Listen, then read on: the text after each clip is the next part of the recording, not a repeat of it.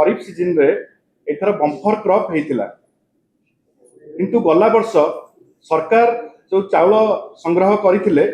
से चाउल सरकार के पाखरे एवं मिल मानकरे पूरा भरपूर हेकि थिला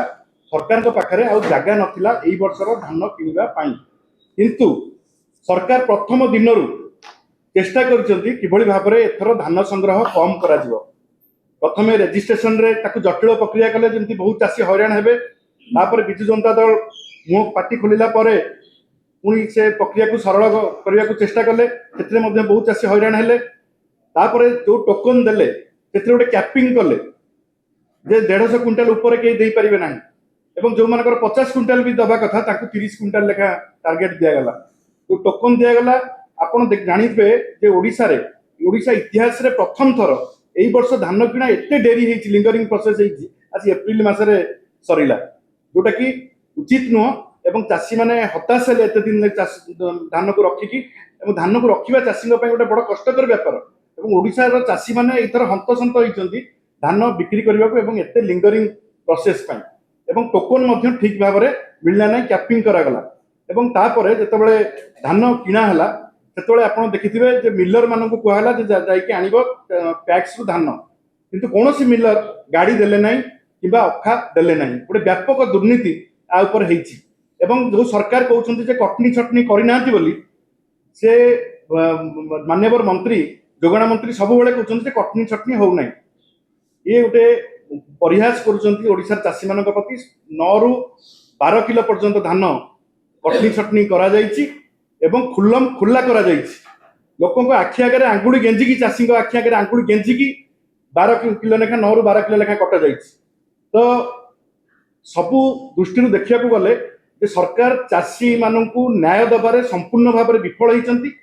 धान किणार जो प्रक्रिया संपूर्ण रूपे व्याघात होती व्यापक भाव में दुर्नीति होती आपण मैंने जानी रखु जे 24-25 मसीह 69 टंका बढ़ाई एमएसपी केंद्र सरकार ये 800 इनपुट सब्सिडी जगह 800 प्लस 69 टंका दबा कथा यही वर्ष 25-26 रे पुणी बढ़ाई 71 टंका तो आहरी माने बीटा को मिसई देले 140 टंका तो 940 टंका सरकार देबे ना 800 टंका रे रहिबे ए कथा सरकार आगे स्पष्ट करबा दरकार 800 टंका इनपुट सब्सिडी देबे बोली सरकार घोषणा करथिले एवं निर्वाचन बैतरणी मध्ये पार होइतिले ए कथा कहिति एबे जदि 800 टंका परे 150 टंका 140 टंका बढ़िलानी तो आपण काहेकि से 140 टंका चाषी को देबे नाही ये गोटे बड़ प्रश्न यार उत्तर माननीय मंत्री एवं माननीय मुख्यमंत्री रखिए आज सबुठ बड़ लज्जाकर घटना घटी मे फेयर जिते आंचलिक कृषि कन्वेंशन चली मुख्यमंत्री निजे स्वीकार कर 74 लाख मेट्रिक टन 73 ରୁ 74 लाख मेट्रिक टन जो धान किणा बर्तमान ओडिशा रे असंभाल परिस्थिति सृष्टि होगाकू जाउची अर्थात आमे जो कथा प्रथम विधानसभा कहीचु शंख भवन में बारंबार प्रेस मीट करके कहुई जे सरकार ये धान को एफसीआई किणु नाही एवं जो मिल मानक धान पड़िकी रहा यही वर्षर धान किणा व्याघात है एत डेरी है विलंब है एबे भी से धान को सरकार कौन करेंगे ताकू चिंता करना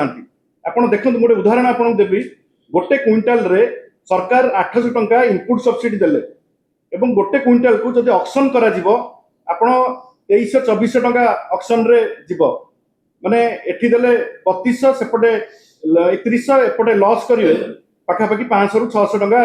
लॉस करियो जाउछंदी आपण भाबत गोटे क्विंटाल रे जदि 1400-1500 टंका लॉस हबो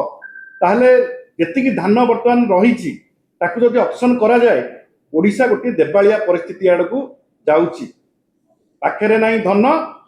बाहागर करने को मन तो मुझे कही रखे जे ओडिशा रे वर्तमान जो भली भाव में आप 1.5 लाख कोटी टंकार ऊर्ध्व लोन हो सारा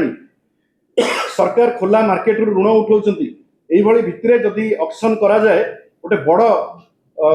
एक्सचेकर ऊपर लोड पड़िबो एवं यही जो व्यवस्था रे गोटे व्यापक भाव में सरकार क्षतिग्रस्त होगाकू जाउछंती फाइनेंशियली एवं मु केवल ये धान किणा नुह आप देखिथिबे सरकार सबु कथारे आज सरकार